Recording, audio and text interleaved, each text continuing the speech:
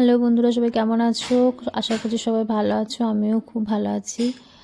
আজকে আমার খুব কড়াইশুঁটির কচুরি খেতে ইচ্ছা করছিল, তার জন্য কড়াইশুঁটি বানানো হচ্ছে রাতের ডিনারে। কড়াইশুঁটির কচুরি আর ঝাল ঝাল করে সাদা আলুর তরকারি। তো কড়াইশুঁটিগুলো আমার শাশুড়ি মা বেটে দিচ্ছে পেস্ট।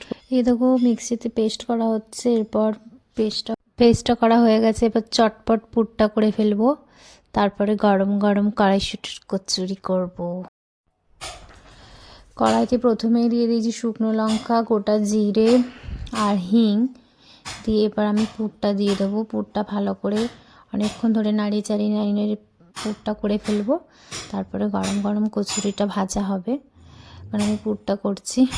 প্রেগনেন্সিতে জানো তো অনেক কিছুই খেতে মন যায়, তো তার জন্য আমার বেশিরভাগ না বানানো কিছু খাবার, ভালো ভালো খাবার খেতে মন যাচ্ছে। মানে সবজি টবজি সেরকম ঘরোয়া হোমমেড খাবার না, মানে বাইরের ভালো ভালো খাবার, অনেক রকম খাবার খেতে মনে হয়, যদিও বা এগুলো খাওয়া উচিত।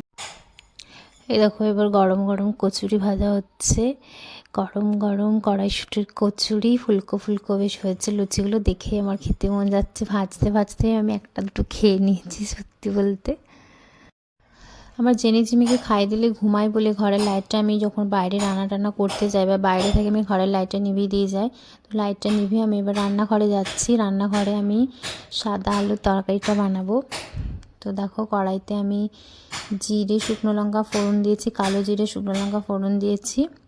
এবারে আলুটা আমি ছেড়ে দেবো।